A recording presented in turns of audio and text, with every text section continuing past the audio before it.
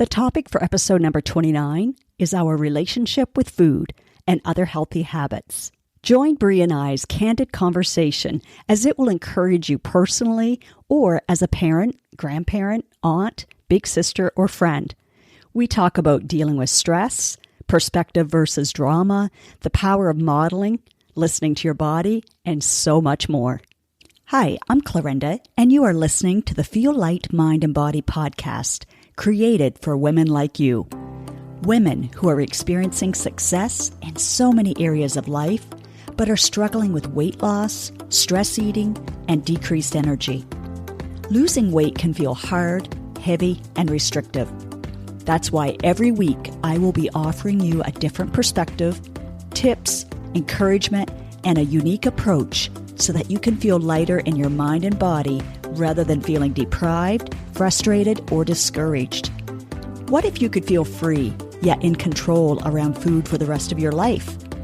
What if you could enjoy your experience of losing weight and getting healthier? You absolutely can. You're in the right place. Take this time for yourself and let's dive in. Hey, Bree, I have had so much fun and I've loved our conversations. So I'm like, let's do this podcast before I head to the airport. Very excited to be here. Let's get right into it because we don't have a whole lot of time. Looking back, what do you think has influenced your relationship with food? Obviously, you have influenced my relationship with food since I grew up in your house. Mm-hmm. And I kind of just ate the foods that you were feeding me. And I was very used to having a lot of fruits and vegetables in the house and just like a lot of healthy options. And I think just growing up around that has made me also kind of be similar now that I'm on my own, buying my own groceries.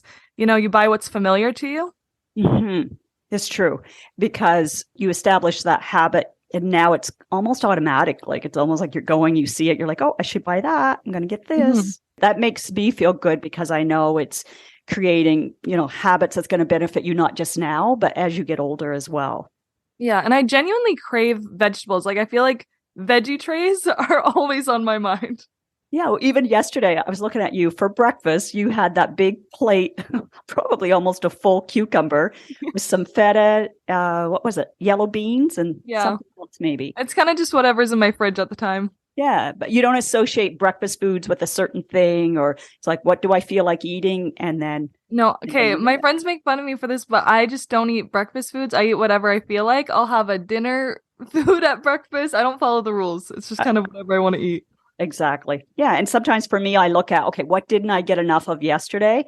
And then I'll start with that. And I mean, so many of the breakfast foods, whereas I grew up with, it was sugared cereal. So I really had a strong addiction, especially in university. Yeah. I would have sugared cereal, like honeycombs for supper, and I had all of that. So I think, well, first of all, when I got pregnant with you, I gained a lot because I was trying to make sure I ate everything. I didn't know what I know now, that my body was getting enough. I didn't need to overdo it one way or the other, but I wanted to make sure you were born super healthy. And so, yeah, you get lots of fruits and vegetables right through the placenta.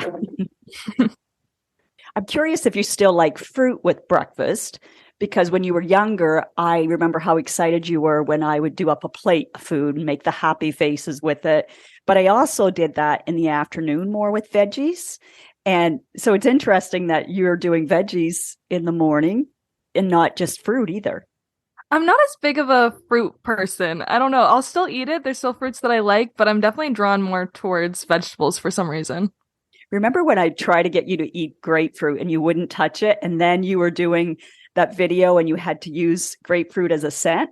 And then you're like, I'm kind of hungry. I'm going to try it. And then you're like, Mom, I like this.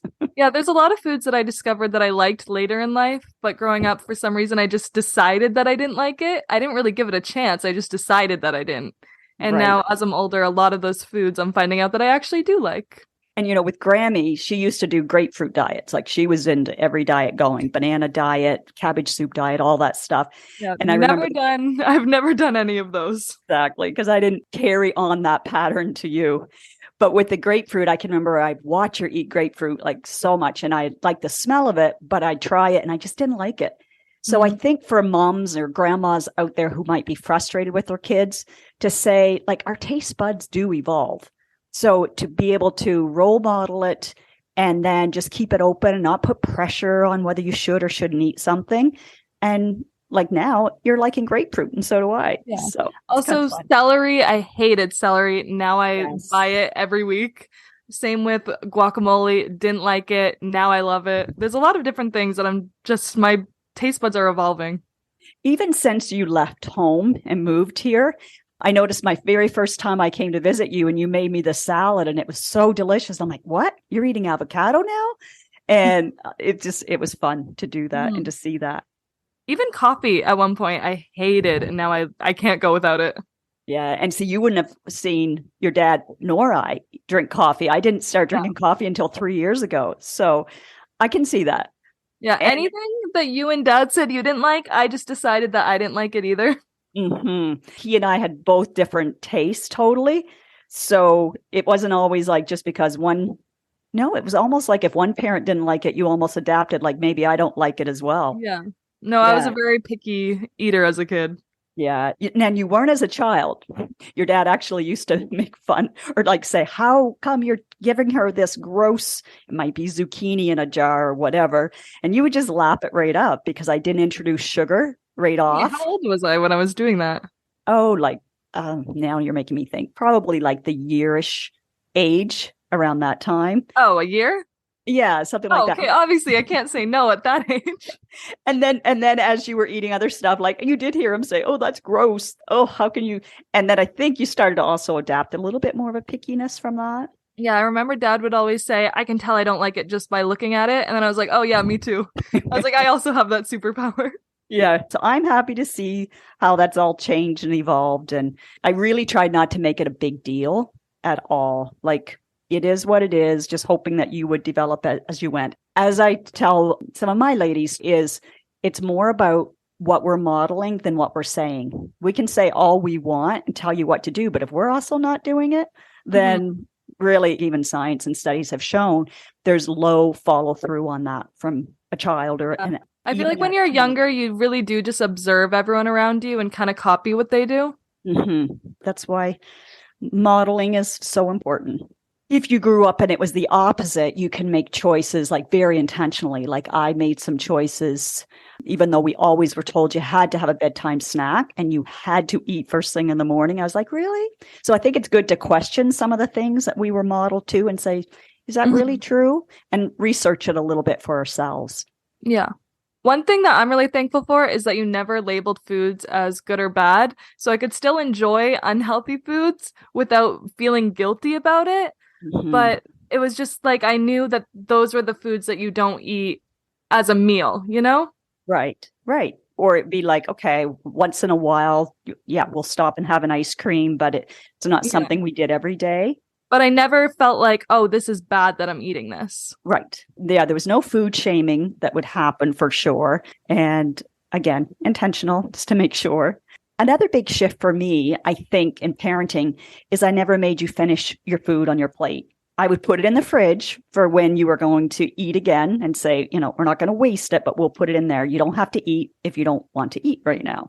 Whereas growing up, I was made to eat everything on my plate and not waste it. And I mean, I get it looking back now because that's what was modeled for them because their grandparents had been through the Depression and it was very important for you to finish your plate. But doing so, I was adding in extra food and feeling stuffed when I didn't need to feel that way.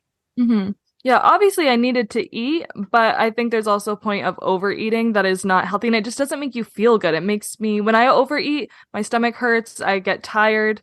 It's just not beneficial to finish my plate if my body's telling me not to. Exactly. Listening to our body, so I important. would get annoyed though sometimes when you'd make me eat the same food later. I'd be like, no, I want something new. That's right. And so I also tried to give you small servings so that it wasn't so much.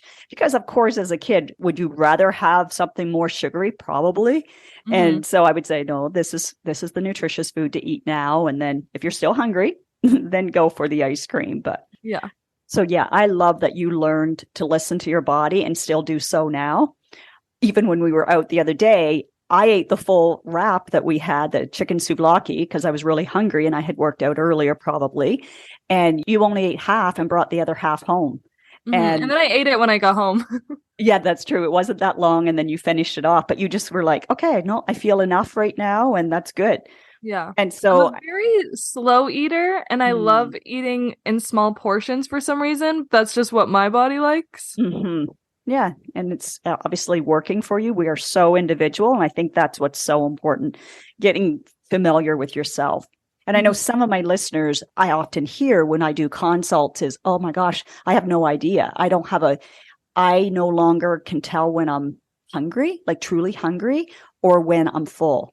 And Mhm. that's why I know we've talked just a little bit, just for you to understand what I do is I help them reset their hunger hormones, their insulin, leptin, and ghrelin. And once that's reset, then that response comes back again, which is what you were able to continue as a teenager instead of Mhm. getting into the other bad habits. So there, we just saved you a couple of steps.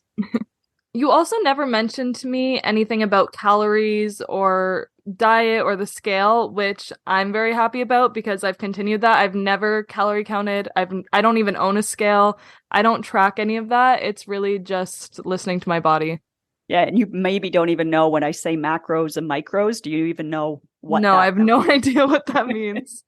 Yeah. So even though I did that and learned that in personal training, especially maybe a little bit in nursing, but not really, Mhm. I was like, that's too much work. Let's tune in and listen to our body, make sure we've got our hormones the way they should be so that we can actually listen to our body and trust it. And then I use a hunger scale, which is so quick and easy for them to check in and see when they're hungry. And then they stop just before full. So just when Yeah. you're at enough. And And I that feel like really, the reason that I'm able to maintain the healthy eating that I do is because it is just my lifestyle. It's not a Mhm. diet that I'm thinking about all the time. It's just habit at this point. It's true. You've never gone on some crazy, I've never had to say, Brie, that's so not healthy. Like, Yeah. please don't do that. Like, whatever you're doing because you know you can do this for a lifetime. Hmm. And yeah, you're able to maintain. And I love that you have a healthy body image. I mean, we all have our doubts and all of that. I'm not saying that that never pops up for us, but we don't dwell on it or make it a big deal. We accept ourselves as healthy and strong and able to do it. And whatever we want to do for our activity of daily living. And that's great. Hmm. So, what do you do for activity now? Like, I'm curious about that. Maybe tell what you were used to seeing from me or maybe your dad, and then what you do now. Okay, you definitely work out a lot more than me. I have not maybe followed in your footsteps as much in that particular area. Um, I try and go to the gym. I'm not super consistent with it. What I like to do is just walk everywhere. I live in Toronto, so it's a big city. So if there's a restaurant that I'm meeting my friends at, maybe it's a 50-minute walk, I will just walk there. So I kind of get my exercise just from walking around the city and doing different like activities. If my friends want to go kayaking or biking, I'm always very excited to do those things. But for some reason, I have a very hard time sticking to a gym schedule. Mm-hmm. Maybe if I'm watching a show that I like or something, I can, put down the mat and do a couple exercises. I can't commit to the gym for some reason. I've tried it. I don't know. Yeah, and I've been enjoying your gym while I've been visiting and going down, and it does have a lot of great options. So maybe the next time I come up, if you want to, I can show you a couple of things that if you want to. I find if you just say, I'm going to do it for 15 minutes, even, and you Mhm. add in something new See, and you're doing it because you want to be strong. That's the important thing. I was able to do that for about a month and a half. And then once I went a week without going, especially traveling just gets me really off my Mm. schedule. And then once my gym schedule's like out the door or out the window, I just can't get back on it. Okay, we'll talk about that because that is a little bit of all or nothing thinking, Yeah. and that's interesting. Yeah, I haven't figured out that area fully yet. Okay. We've really never had conversations too much about that. So that'll be the next visit or our next FaceTime. Yeah. Now, as a child, you were really active. You loved to be outside. You were nonstop going with your friends and walking to your friends and Mhm. playing. But what happened kind of as a teenager? What did that look like for you? Yeah, as a teenager, definitely wasn't as active. I kind of just brought my phone and my laptop into my room and closed the door. Hmm. And that was my teen years. Yeah, I think you just, again, didn't really see the value of it. Yeah. And yeah, and so it's I just think something, again. I viewed working out as a way to lose weight, and I just had a teenage body. So I didn't see any benefit to me doing it. I didn't realize all the benefits that come along with it, the mental health benefits, the becoming strong. I never viewed it that way. So to me, Right. there was no point. Exactly. Yeah, because you had ample opportunity at home. We had the home gym and everything as well. But I didn't Yeah. want to push you as much as I kind of wanted you to be doing it. I didn't want to push you and make you feel like you should, just that it would be healthy. And when you're ready, you'll do it. Well, I think that's something that you have to be motivated yourself to do. If you would Hmm. have pushed me to do it, I would have resented you for it. Yes. Yeah, I can see that for sure.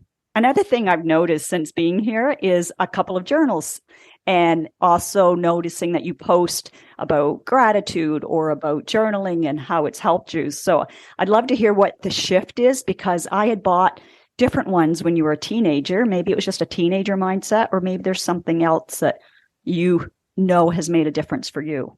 I think living on my own has made me find different ways to deal with stress or being overwhelmed. And I have just kind of gravitated towards journaling a lot. I use it Mhm. just to brain dump when I'm really overwhelmed, and I'll just start writing. And I never look back at it. I think I'm kind of scared to look back at my old journal entries because it is just like therapy for me almost. I Mhm. probably have 6 or 7 journals around this apartment now. I love picking it up, going to a park, maybe journaling, or first thing in the morning.